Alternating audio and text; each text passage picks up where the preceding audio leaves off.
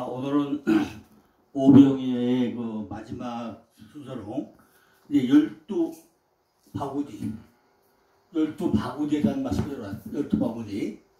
12바구니가 뭔가? 우리는 성경을 볼 때요, 이렇게 숫자로 나오는 것들이 굉장히 중요한 의미를 내포하고 있다는 것을 다 알 수 있습니다. 제일 먼저 우리가 궁금할 게, 왜 아브라함은 마누라가 4명이냐? 맨 먼저 어떤 단계겠죠? 사레와 사라와 하갈과 그두라. 이 이름은 사레가 사라가 되죠. 그 다음에 하갈이 있고 그두라가 있죠. 반드시 이렇게 왜 마누라가 4명이냐 하는 것을 우리가 궁금해해야 될 사항이고, 두 번째는 야곱이 왜 라헬과 레아와 비라와 실바 마누라 4명을 두고 거기서 아들 몇 명 나오죠? 아들이 12명 나와요. 12명. 르시레유 간나카다비스요베 12명의 아들이 나옵니다.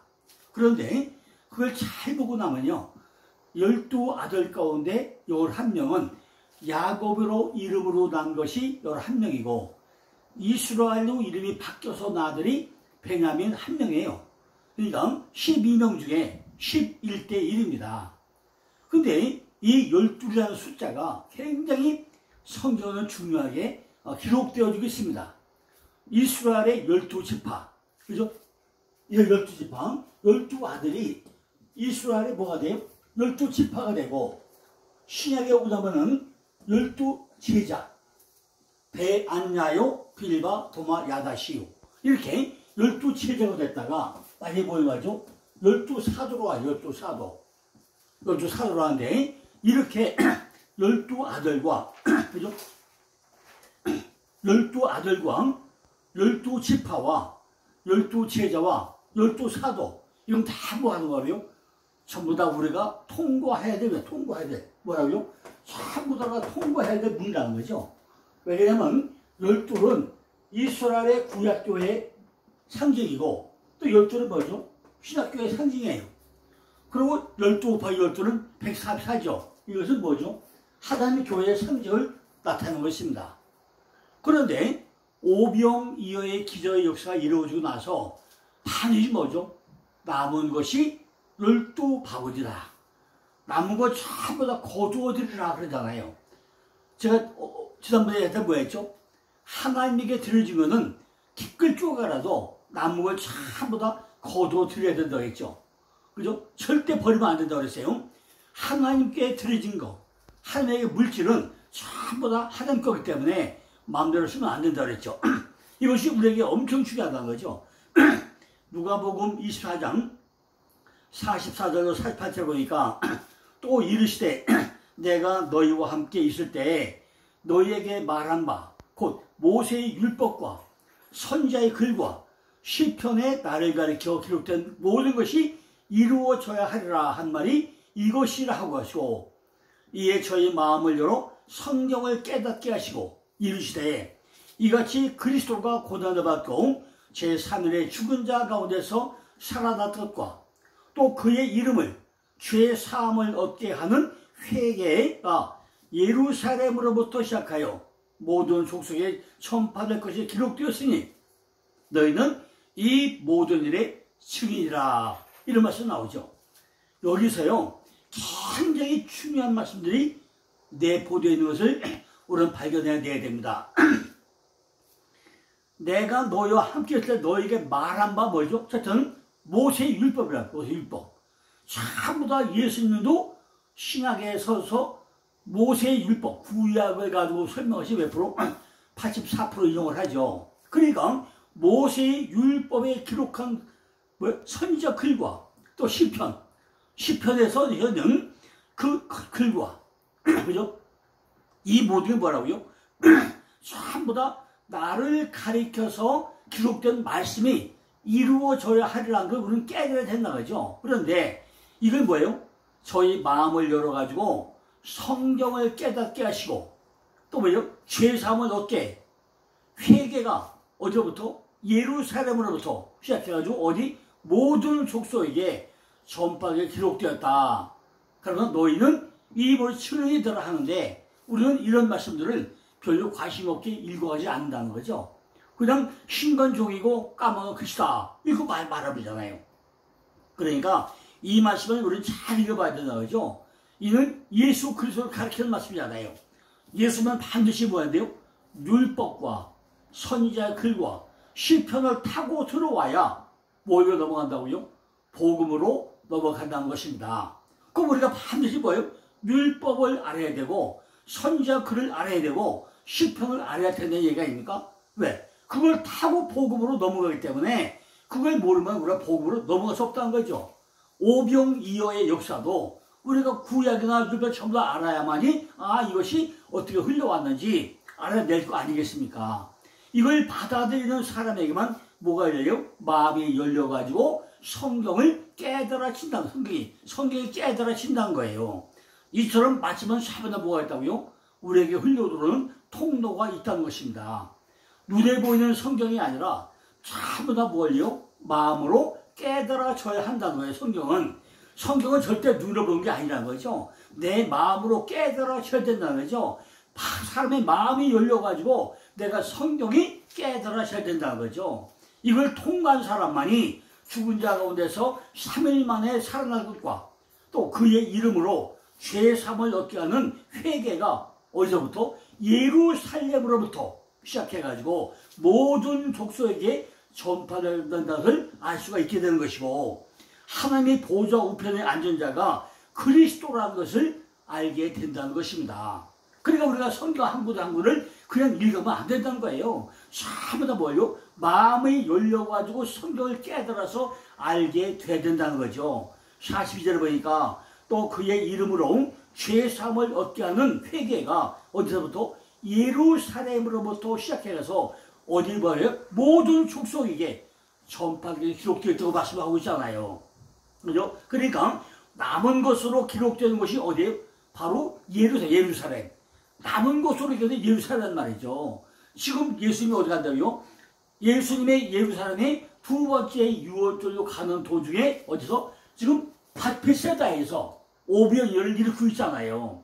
남은 것으로 기록되는 것이 바로 예루살렘이에요. 그 마치 뭐죠? 12지파, 12제자가 어디서부터? 예루살렘으로부터 시작해가지고 어디 모든 족속에게 전파가 되고 그것이 내 속에 모세의 혈관과 심장을 타고 전파된 것 같이 우리가 뭐예요? 그 일에 증인이 되어야 된다는 말씀을 하고 있는 것입니다. 왜? 모든 족속에게 전파가 되어야 한다고 했잖아요.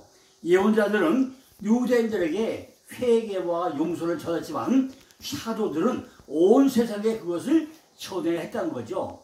어느 누구도 복음이 요구하는 바 회개의 책임에서 면제될 일은 없고 마찬가지로 회개한 자가 얻을 수 있는 은혜에서 죄될 수 없다는 것입니다. 그것이 어디서 시작돼요? 예루살렘으로부터 시작이 되어야 한다는 거죠. 예루살렘이 뭐죠? 평화의 전당이죠. 평화의 전당. 내 안에 샬롬이 이루어진 것. 이 평화의 전당이잖아요. 여기서부터 뭐가 시작되어야 한다는 거죠. 그곳에서 복음이 첫 설교를 해가야 하는 것이고 그곳에 복음교회가 기초로 세워져야 하는 것이고 그곳에서 복음의 달이 밝아가지고 그 빛이 온 세상에 퍼져가지고 땅끝까지 이루어져야 한다는 것입니다. 그렇다면 왜 하필이면 그 예루살렘에서부터 시작을 한다고 하느냐? 첫째는요, 성경에 그렇게 기록이 되어 있기 때문이라는 것입니다. 주의 말씀은 어디서? 예루살렘에서부터 퍼져나가야 한다고 이사야 2장 3절이나 요엘서 2장 32절이나 요엘서 3장 16절이나 오바댜 1장 21절이나 스가랴 14장 8절에 그렇게 기록이 되어 있단 말이에요. 둘째는 복음의 근거가 되는 사건이 그곳에서 이루어졌기 때문이라는 거죠. 그러므로 복음은 우선 그곳에서 어디서? 예루살렘에서 입증이 되어야 한다는 거예요. 셋째는 원수를 용서하는 말씀이 본보기를 보여주기 위함이라는 거죠. 증인된 삶을 살아가는데 그것이 잘 안 된다는 것입니다. 49절에 보니까 볼지어다 내가 내 아버지의 약속한 것을 너희에게 보내리니 너희는 위로부터 능력을 입히울 때까지 이 성에 유하라고 그랬잖아요. 그 능력이 빨리 되는 자도 있지만은 늦게 되는 자도 있다는 것입니다. 그는 여기서 잠시 성령이 하늘로부터 전에 볼 수 없었던 정도로 그들에게 내려가지고 이 막중한 임무를 수행하기에 필요한 은총과 선물로 무장하게 될 것을 밝혀주고 있다는 거죠. 그러므로 그들은 이 일이 이루어지기까지는 일을 시작하지 말고 예루살렘에 머물러 있어야만 했다는 것입니다. 성령을 받은 자들은 그로 말미암아 하늘부터 오는 권능, 초자연적인 권능, 자신의 능력을 훨씬 능가하는 능력을 받게 될 거라는 거죠. 그 권능은 어디서? 하늘로부터 오는 것이기 때문에 영혼을 항상 하늘로 향하게 하며 높은 곳에 목적을 두도록 해야 한다는 거죠. 이러한 권능으로 무장하지 않는다면 그리스도의 사도들은 지금까지 하던 식으로는 이 세상에서 그 나라를 세울 수도 없고 복음을 뿌릴 수도 없었을 것입니다. 그리스도의 오심이 구약의 약속이었듯이 하늘부터 내려오는 이 권능은 신약의 위대한 약속, 아버지의 약속이었다는 거죠. 아버지의 약속이라면 그 약속이 어긋나거나 약속된 일들이 쓸모없는 것들도 될 염려는 하지 않아도 된다는 거죠. 그리스도께서는 이와 같은 약속이 성취될 시간이 임박해서 그들을 떠났다는 것입니다. 그리스도가 승천하신 후 열흘 만에 성령이 임하게 되었다는 거죠. 그리스도의 대사들은 능력을 받기까지는 그곳에 머물러 있어야 했다는 것입니다. 언뜻 생각되기는 지금처럼 시급하게 복음 전파가 요구되는 때는 없다고 여겼겠지만은 그래도 선지자들로 하늘로부터 능력을 받을 때까지 기다려야만 했다는 거죠. 왜냐하면 그것이 바로 아버지의 약속이 이루어질 곳이기 때문이다 하고 어디서? 요엘서 2장 28절에 설명하고 있습니다. 이것이 적용된 것이 바로 어디요? 12지파, 12아들, 12제자, 14사도 여기서 이루어진다는 거죠. 뭐죠? 12지파, 12제자는 우리가 알아야만이 그게 어디에요? 내게 이루어진다는 거죠. 그 주인공은 바로 누구죠? 하나님과 어린 양이고 우리는 뭐가 돼요? 신부가 돼요. 신부. 그리스도의 신부가 되어야 된다는 거잖아요. 12아들의 삶을 살아야 되고 12지파의 삶을 살 때 뭐가 돼요? 12제자가 되는 것이고 12제자가 될 때 비로소 예루살렘 성이 내 안에 지어진다는 것입니다. 계시록 7장 4보니까 내가 인맞은 자의 수를 들으니 이스라엘 자손이 각 지파 중에서 인맞은 자들이 몇 명이에요? 14만 4천이잖아요. 이것이 전부 다 뭐죠? 구약교의 12사업의 12이 어디서? 내 안에서 이루어져야 내 안에 뭐가 이루어져요? 14만 4천이 이루어진다는 거잖아요. 여기서 나오는 지파의 명단과 명단이 뭐가 빠지죠? 나중에 단지파가 빠지죠. 아마 그들은요 너무나 우상숭배에 빠졌기 때문에 아마 뺐을 것입니다. 그리고 지파의 순서도 바뀌었죠. 그죠? 느시레요 담나가도 이스베가 느시레요 아남요베 이스베 이름이 바뀌죠. 순서가 바뀌어요. 나중에 9절에 보니까 이 일 후에 내가 보니 강나라와 족속과 백성과 박은 데서 아무라도 눈이 셀 수 없는 큰 무리가 흰옷을 입고 손에 종려가지를 들고 보좌 앞에과 어린 양 앞에 서 있다고 그랬어요. 흰옷은 구원하심이 오직 내 안에 어린 양과 보좌만이 있다는 증거잖아요. 17절에 보니까 이는 보좌 가운데 계신 어린 양이 저희 목자가 되사 생명수 샘으로 인도하시고 하나님께서 저희 눈에서 모든 눈물을 씻어주실 것이라고 말씀하고 있죠. 목자 없는 양 같아서 이제야 목자로 돌아온다는 것입니다. 자, 그렇다면 이제 과연 오병이어라는 것이 뭘 설명하는 거냐는 거죠. 이것은 단순히 기적이 아니라 율법을 통하여 복음으로 들어야 한다는 것을 가르치고 있는 것이 뭐라고요? 오병이어라는 것입니다. 하나님의 사랑을 표현은 우리들이 예배 속에 있다는 거죠. 이웃사랑은 복음을 전하는 거죠. 물고기 2마리를 나눠주는 것은 하나님 사랑과 이웃사랑을 설명하고 있는 것입니다. 율법으로 본을 보이는 삶을 살면서 복음으로 생명을 풀어주는 것이 오병이어라는 거죠. 그럼 하나님의 사랑과 이웃사랑은 어디에 있다는 얘기죠? 하나님의 사랑의 표현은 찬양과 기도 속에서, 예배 속에서 나타나고 있다는 것입니다. 하나님의 율법이 복음으로 들어와야 생명을 나누는 것이 바로 이웃사랑이 된다는 거죠. 그죠? 진정한 이웃사랑은 복음으로 살아야 되고 생명으로 복음을 불어 넣어주는 것이 하나님의 사랑과 이웃사랑이 된다는 것입니다. 이것이 교회의 본분이고 예배와 생명으로 퍼져 나간다는 것입니다. 교회는 오직 예배를 통해서만이 생명의 소리가 퍼져 나가는 것이 바로 교회 본질이라는 거예요. 자, 이제 그러면 우리가 구약에서 아주 중요한 분을 또 하나 찾아보겠습니다. 사무엘상 21장 1절 보니까 누가? 다윗이 노베에 가서 제사장 아히멜렉에 이르니 아히멜렉이 떨며 다윗을 영접하며 그에게 이르되 어찌하여 내가 홀로 있고 함께 하는 자가 아무도 없느냐. 다윗이 제사장 아히멜렉에 이르되 왕이 내게 이를 명하고 이르시기를 내가 너를 보내는 바와 같이 내게 명하는 바 일이 아무라도 사람에게 알리하지 말라 하기로 내가 나의 소원들을 여차여차로 약정하였나이다. 이제 당신이 수중에 무엇이 있나이까 물어보죠. 얘가 알면 뭐죠? 떡 5덩이입니다. 떡 5덩이나 무엇이든지 있는 대로 내 손에 있어서 제사장이 다윗에게 대답하여 가로되 한 홍떡은 내 수중에 없으나 거룩한 떡은 있나니 그 소년들이 부녀를 가까이만 아니하시면 주리라. 야, 이게 무슨 얘기예요? 아니 지금 도망다니는 다윗과 그 신하들 신세인데 어디서 그 소년들이 부녀를 가까이 하겠어요. 그런데 지금 제사장 아히멜렉 하노이가 내 수중에 없으니 거룩한 떡이 있다. 그런데 이 소년들이 부녀를 가까이만 아니했으면 내가 떡 5을 주겠다고 얘기잖아요. 다윗이 제사장에게 대답하여 그러되 우리가 참으로 3일 동안이나 부녀를 가까이 하지 아니하였나이다. 나의 떠난 길이 보통 여행이라도 소년들이 그릇이 성결하겠거든. 하물며 오늘날 그들의 그릇이 성결치 아니하겠나이까 하매 제사장이 그 거룩한 떡을 주었으니 거기는 진설병 곧 여호와 앞에서 물려낸 떡밖에 없음이라. 이 떡은 더운 떡을 드리는 날에 물려난 것이라.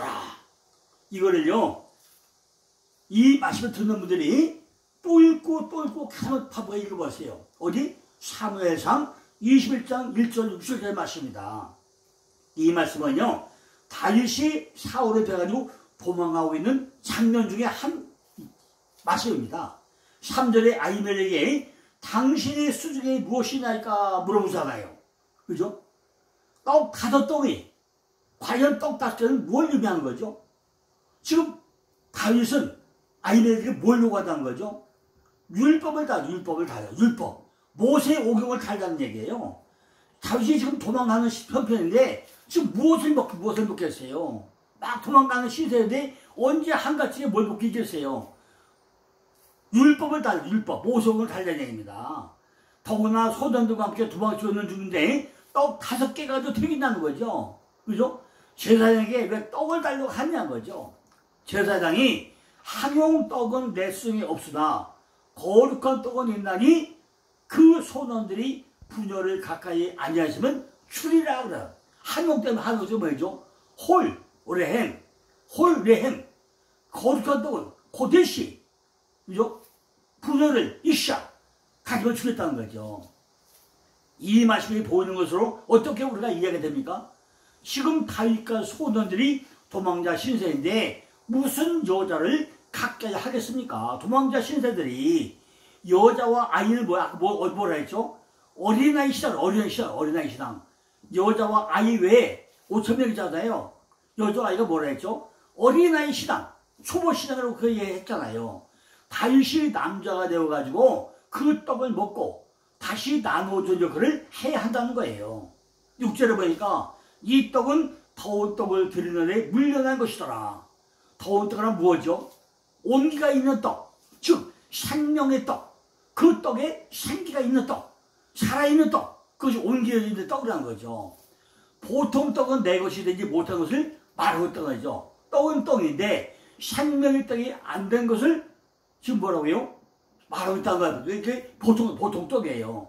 3절에 보니까 떡 5개는 단순히 보통 떡인 율법을 말하고 있던 거죠. 거룩한 떡을 먹을 수 있는 자는 3일 동안 여자를 가까이 안 한 소년이 된 자, 이는 순결한 자가 되어야 한다는 것을 의미하고 있다는 것입니다. 야고보서 4장 4절 보니까 가늠하는 여자들이여 세상과 벗된 것이 하나님의 원수임을 알지 못하느냐. 그런즉 누구든지 세상과 벗이되고자 하는 자는 스스로 하나님과 원수가 되게 하는 거라고 말씀하고 있죠. 여자를 가까이 아니한 자는 세상과 벗하지 아니한 자를 설명하고 있는 것입니다. 하나님을 믿으면서도 세상과 짝하는 자가 저마야 맛있는 자이고 가늠한 여인이라는 거죠. 세상과 짝하는 자, 이것이 가늠한 여인이라는 것입니다. 그런데 3일 동안 여자를 가까이 아니하는 무슨 뜻이죠? 마가복음 14장 58절 보니까 우리가 그의 말을 들으니 손으로 지은 이 성전을 내가 헐고 손으로 짓지 아니한 다른 성전을 사흘에 지으리라, 이 말씀 나오죠. 요한복음 2장 10절 보니까 예수께서 가르치되 너희가 이 성전을 헐라 내가 사흘 동안에 일으키리라 그랬잖아요. 3일 안에 일으켜 세우라는 뜻이잖아요. 오직 예수님의 성전을 세우려면 뭐가 돼요? 12지파가 12제자가 되고 그 안에 예루살렘 성이 되지 못한 것은 전부 무너져야 하는데 이걸 예수님이 전부 다 헐어버렸다는 얘기잖아요. 보통 떡을 먹었기 때문에 생명력이 없다는 거예요. 그죠? 보통 떡을 먹으면 생명이 없다는 것입니다. 우리는 뭘 먹어야죠? 더운 떡, 생명의 떡을 먹어야 3일 동안 여자를 가까이 아니한 자가 된다는 거예요. 세상과 짝하지 않는 자가 된다는 거예요. 5절에 보니까 우리가 참으로 3일 동안이나 부절을 가까이 아니하였나이다. 나이 떠난 길이 보통 여행이라도 소년들이 그릇이 성결하겠거든 하물며 오늘날 그들의 그릇이 성결치 아니하겠나이까 그래요. 다윗은 죽기 살기로 왔다는 것입니다. 오직 주님만을 향해서 달려왔다는 거예요. 근데 무슨 세상과 뭐 짝하게 된 거예요. 나는 오직 하늘만 바라고 지금 쫓아왔다는 거예요. 나는 준비가 전부 다 되어가지고 왔다는 얘기입니다. 내가 지금 거룩한 떡을 먹으러 왔는데 하물며 내가 성결치 않은 거 가지고 여기 왔겠느냐 그런 얘기예요. 로마서 9장 21절 24절 보니까 만일 하나님이 그 진노를 보시고 그 능력을 알고자 하고 하상 멸하기로 준비된 진노의 그릇을 오래 참으심으로 관용하시고 또한 영광 밖으로 예비하신 긍휼의 그릇에 대하여 그 영광의 부함을 알게 하고자 하셨을지라도 무슨 말 하리요? 이 그릇은 우리니 유대인 중에서뿐 아니라 이방인 중에서 부르신 자라고 그랬죠. 진노의 그릇과 긍휼의 그릇을 다 가지고 왔다는 것입니다. 수도 없이 가늠하는 여자라는 거예요. 우리는 세상과 짝하고 명예가 짝하고 돈과 짝하고 이런 모든 것에 짝하면 가늠한 여자가 우리의 모습이 대부분이라는 거예요. 디모데후서 2장 21절 보니까 그러므로 누구든지 그런 것에서 자기를 깨끗하게 하면 귀 쓰는 그릇이 되어 거룩하고 주인의 쓰심에 합당하며 모든 선한 일에 예비함이 되리라고 기록되어 있습니다. 주인이 쓰기에 합당한 것이 되어야 한다는 거예요. 마음을 분별하라는 것입니다. 우리는 오병이어왕 사무엘상 21장을 보면서 무슨 말을 하고 있는지 전혀 알 수가 없잖아요. 근데 이걸 우리는 참 음미를 해봐야 된다 그러죠. 보통 떡을 먹고 있으면서도 자기는 거룩한 떡을 먹는 것으로 혹시 착각은 하고 있지 않느냐는 거죠. 그 속에 은혜와 진리가 있다는 거예요. 목자가 없는 양같이 불쌍히 여기는 마음을 가지라는 거예요. 그래야 은혜와 진리가 생명이 되고 남은 사건이 이루어진다는 것입니다. 오병이어의 초점은 먹고 남는 것이 있다는 거예요. 그죠? 이것은 3일 동안에 성결한 소년이 되어야 한다는 것입니다. 결국 이 소년이 살아서 뭐죠? 떡을 나누어주는 창상한 사람이 된다는 것입니다. 우리들이 신앙생활은 오병이어는 되는데 남은 역사가 이루어지지 않는다는 거예요. 우리가 30년 하시면 교회 간다도 나의 신앙생활은 뭐죠? 오병이어는 되는데 나머지 12바구니가 안 된다는 거예요. 그죠? 그러니까 우리는 우리 신앙을 잘만 살펴보는 것이 오병이어의 기적의 역사라는 것입니다. 율법을 통과해가지고 복음으로 들어가야 되는데 그걸 통과하지 못하고 있다는 거예요. 자기 것으로 만들어야 남는 역사가 이루어지는데 자기 것으로 만들지 않는다는 거예요. 예수께서는 제자들이 지식을 의지할 때도 일하지 않았습니다. 하나님 이외의 방법을 찾을 때 예수님이 결코 역사하지 않는다는 거죠. 상황만을 헤아리고 하나님을 제쳐놓을 때 이적은 결코 일어나지 않는다는 것입니다. 비로소 역사가 일어난다는 것을 우리에게 교훈하고 있다는 것입니다. 우리가 당하는 문제 자체는 문제가 아니라는 거죠. 다만 자신의 힘으로 해결하려고 애쓰는 문제일 뿐이라는 거죠. 자, 그래서 우리가 오병이어도 5번 우리 신앙 성경해 보시고 이제 내일 또 뭐 할 거냐? 이제 삭개오의 변해. 삭개오야 내려오라. 내가 오늘 네 집에 유학해. 내일부터 이제 또 삭개오에 대한 말씀을 가지고 또 우리가 진지하게 우리 볼 수 있는 시간을 갖도록 하겠습니다. 감사합니다.